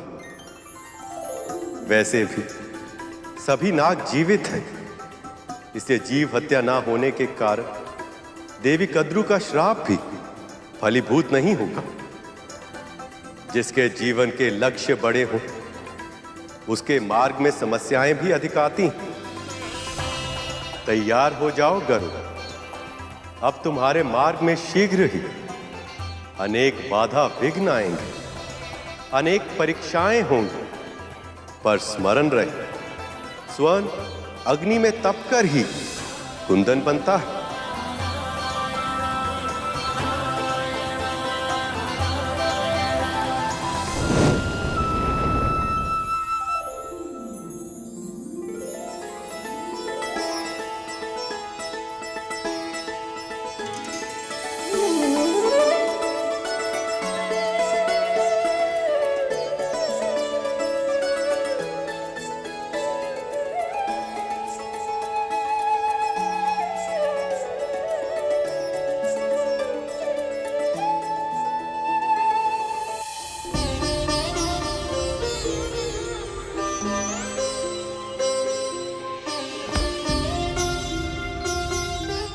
स्वस्थ हो।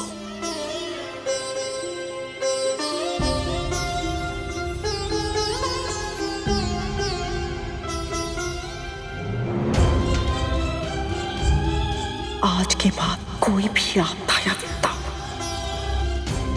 तुम सब तक नहीं पहुंचने दूंगी।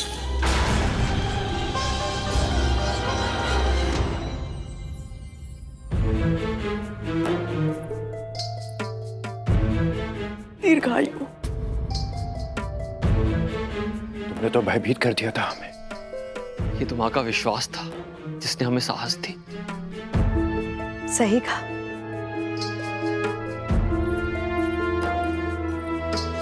कदरू, जितना कठिन तुम्हारा व्रत था उतनी ही निष्ठा से निभाया तुमने। ये तुम्हारा ही व्रत का फल है जो तुम अपने पुत्र को यम के फंदे से बचा कर ले आए।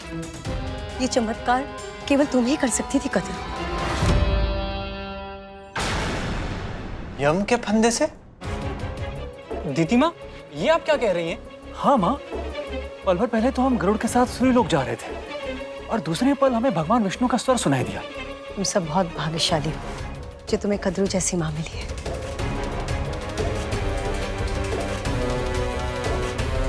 इसकी प्रार्थनाओं के कारण आज तुम सब जीवित हो, वरना वो विंता और गरुड़, उसके कारण तो तुम सब लगभग मर ही चुके थे।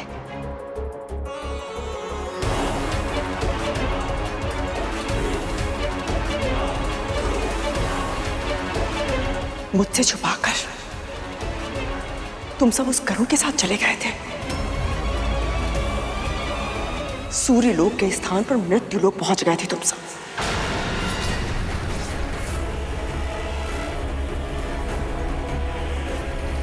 इस बार तो मैंने तुम सबको सुरक्षित कर लिया, किंतु अगली बार ऐसा कुछ मत करना। अब ऐसा नहीं होगा माँ। हाँ माँ, हम आपकी आज्ञा के बिना कहीं नहीं जाएंगे माँ।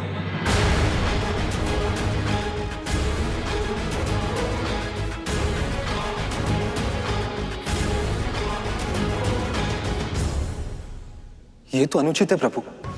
कद्रू माँ भी जानती हैं कि विंता माल गरुड़ के बिना नाग भाइयों का जीवित रहना असंभव था। फिर भी उनके स्वभाव में कृतज्ञता है, कृतज्ञता नहीं। ऐसा आभास होता है जैसे विंता मौल गरुड़ की अच्छाइयों को पूरी तरह नकार दिया है इन्होंने। और दूसरी ओर विंता मौल गरुड़ भी विचित्र है। जीवित पुत्री का व्रत को सफल बनाने के लिए कितना कुछ किया है उन्होंने, और ये दोनों उसका श्रेय भी नहीं ले रहे। जानते हो ऐसा क्यों है शेष? क्योंकि कद्रू के मन में अभिमान और स्वार्थ के भाव प्रबल है, जबकि विंता और गरुड़ के मन में भक्ति और परोपकार के भावों की प्रधानता है। जब कोई पाप करता है तो उसे लगता है कि उसे कोई नहीं देख रहा, पर मैं देख रहा होता हूं। इसी तरह पुण्य करते समय भी जब कोई ये सोचे कि कोई उसे देख रहा है या नहीं, तब भी मैं उसे देख रहा होता। विश्वास करो शेष, अपने अपने कर्मों का फल हम सबको भोगना पड़ता है। प्रभु, आपने गरुड़ से कहा था कि उसके जीवन के लक्ष्य बड़े, इसीलिए उसके सामने समस्याएं भी बड़ी आएंगी। किंतु आप किस लक्ष्य की ओर संकेत कर रहे थे? जब से असुरों को गुरु शुक्राचार्य के माध्यम से संजीवनी विद्या प्राप्त हुई है, तब से वह निर्भय हो गए। आपकी महाकठिन तपस्या से मैं प्रसन्न हुआ ऋषि भार्गव। केवल एक ही वरदान चाहिए मुझे, वृत्त संजीवनी विद्या। स्वर्ग प्राप्त कर लेने के बाद भी उन्होंने देवताओं को सताना, उनका शोषण करना नहीं छोड़ा। देवता भी उनके भय से छुपने पर विवश हो गए। ऋषि मुनियों की तपस्या में, उनके दैनिक कार्यों में व्यवधान आ रहा है और श्री लक्ष्मी के समुद्र के भीतर समा जाने के कारण पृथ्वी पर अव्यवस्था फैल गई है। पर अब इस अव्यवस्था को दूर करने का समय आ गया। अब पृथ्वी पर पुनः मुझे संतुलन स्थापित करना होगा और इसके लिए मित्र और शत्रुओं को साथ लाना होगा। विरोधियों को एक दूसरे की सहायता करने के लिए प्रोत्साहित करना होगा। अब मुझे कुछ ऐसा करना होगा शेष, जो इस संसार ने आज तक ना देखा हो और ना ही सुना हो। मेरी इस योजना में गरुड़ एक बहुत ही महत्वपूर्ण भूमिका निभाएगा, पर ऐसा करना उसके लिए आसान नहीं होगा। प्रभु, ऐसा क्या करने वाले हैं आप? जानता हूं तुम्हारे मन में बहुत सारे प्रश्न हैं शेष। उन सभी के उत्तर तुम्हें सही समय आने पर मिलेंगे, पर अभी मुझे जाना होगा। एक मां बहुत लंबे समय से मेरी प्रतीक्षा कर रही है। ओम नमो नारायणाय नमः। ओम नमो नारायणाय नमः। ओम नमो नारायणाय नमः। आपकी तपस्या सफल हुई देवी अदिति।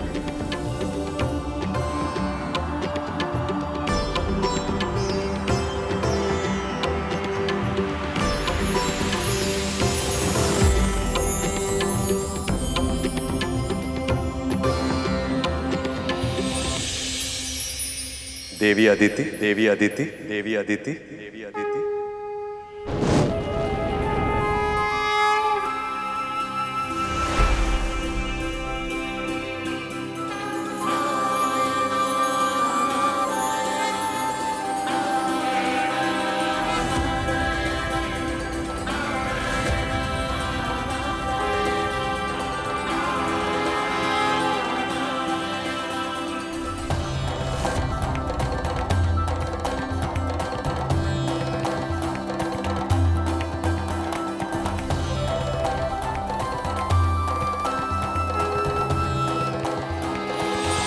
नारायण,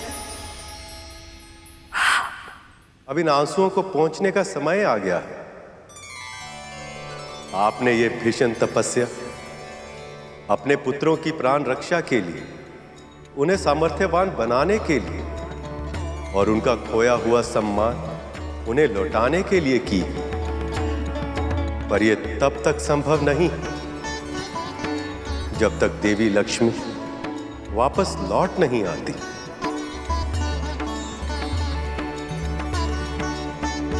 ये अपराध मेरा है प्रभु। मैं ही अपने पुत्र को अहंकार से नहीं बचा पाई, जिसके कारण महर्षि दुर्वासा का श्राप मिला। तूने विजय श्री की प्रतीक परम पूजनीय रुद्राक्ष की माला मेरे आशीर्वाद और उससे भी अधिक मेरे आराध्य भगवान शिव के वरदान का अपमान किया है। आज से तू और तेरे सभी देवता श्रीहीन हो जाएंगे। तेरा ऐश्वर्य भूमि में मिल जाएगा, श्री समुद्र में चली जाएगी। ये मेरा श्राप है तुझे। और आप और देवी लक्ष्मी विरह की असहनीय पीड़ा सहने पर विवश हो गए। देवी अदिति, पुत्र की भूल के लिए आप स्वयं को अपराधी मत मानिए। आप भली भांति जानती हैं कि प्रत्येक व्यक्ति अपने कर्मों के लिए स्वयं उत्तरदायी होता है। मैं आपकी तपस्या से प्रसन्न हूं और इसीलिए आपके पुत्रों के कष्टों के निवारण के लिए मेरे पास एक उपाय है, जिससे न केवल देवताओं का खोया हुआ मान सम्मान वैभव लौट आएगा, अपितु इस संसार में श्री भी लौट आएंगे। अब आप मेरा ये संदेश अपने पुत्रों को दें कि वह शीघ्र अतिशीघ्र मुझसे आकर भेंट करें, उनका कल्याण होगा। आपका कोटि कोटि धन्यवाद।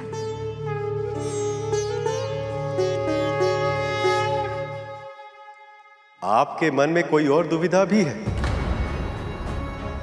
निसंकोच कहिए देवी। प्रभु, मुझे ऐसा आभास हो रहा है कि मेरी तपस्या के सफल होने का कारण कोई और भी है, कोई ऐसा जो मेरी रक्षा कर रहा था।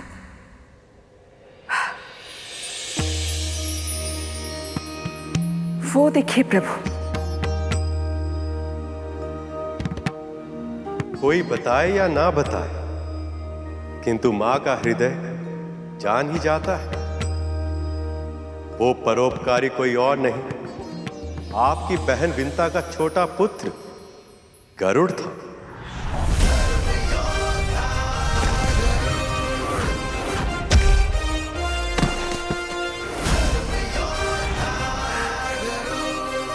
गरुड़?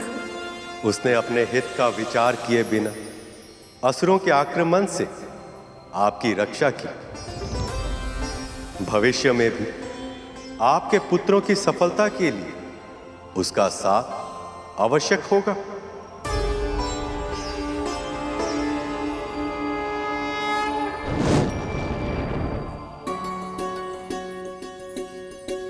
गरुड़ ने मेरे लिए इतना बड़ा परोपकार किया है और भविष्य में भी मेरे पुत्र की सफलता के लिए बड़ी भूमिका निभाएगा। मुझे शीघ्र ही उससे मिलना चाहिए।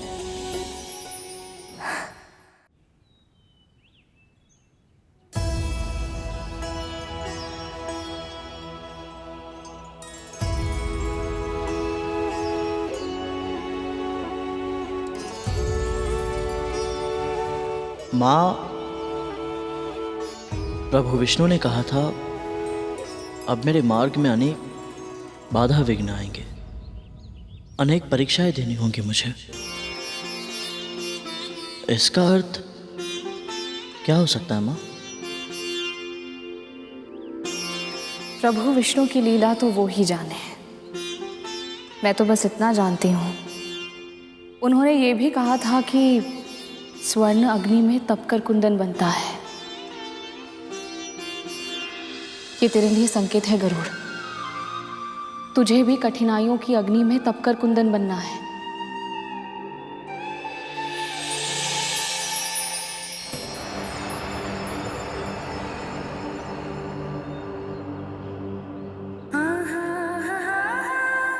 मैं पूरा प्रयास करूंगा माँ, आपकी आशाओं पर खरा उतरूंगा मैं। मुझे विश्वास है। बस कभी भी अपने भीतर मैं की भावना अर्थात अहंकार मत आने देना। सदैव यही मानना कि जो हो रहा है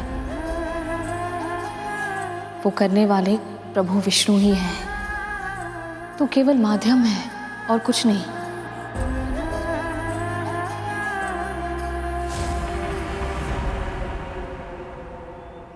विंता, कहां मर गई तू? तू और तेरा पुत्र, तुम दोनों मेरे पुत्रों का भूखा मारोगे क्या? भोजन की व्यवस्था करो। अब पता चलेगा गरुड़ और विंता को अपना असली स्थान।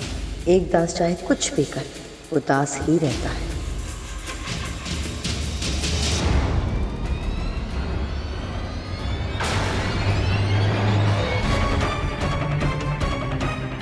जी क्या कदरू की इतनी तीखी बातों पर भी इनका कोई असर नहीं हुआ?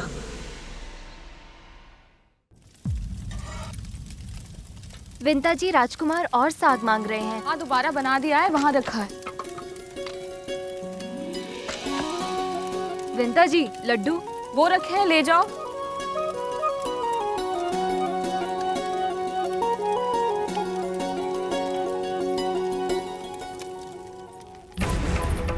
छोटा सा कार्य करने में इतना समय।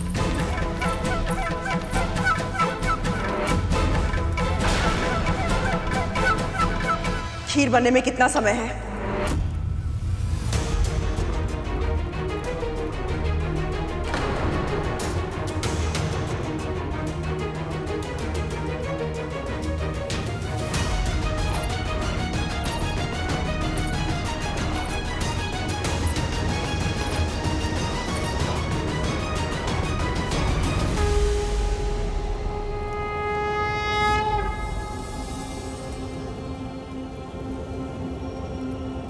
बस तुम्हारी खीर की प्रतीक्षा है विंता।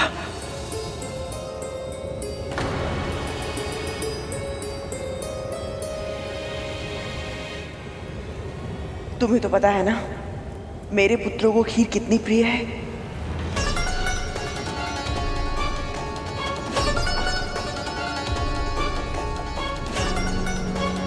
कदरू का तो स्वर ही बदल गया। ऐसा क्या हो गया पल भर में?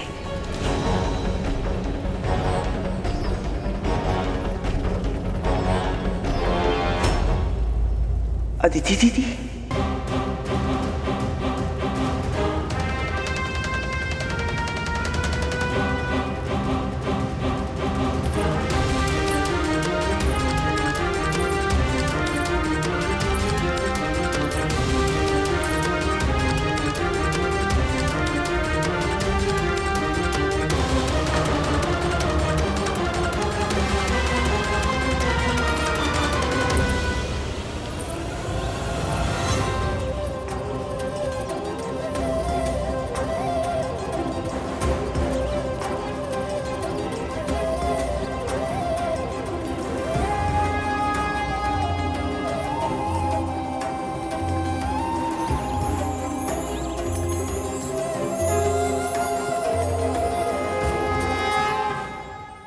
पक्षीराज गरुड़ के साहस भरे कारनामे देखने के लिए चैनल को सब्सक्राइब करें और साथ ही बेल आइकॉन दबाना न भूलें।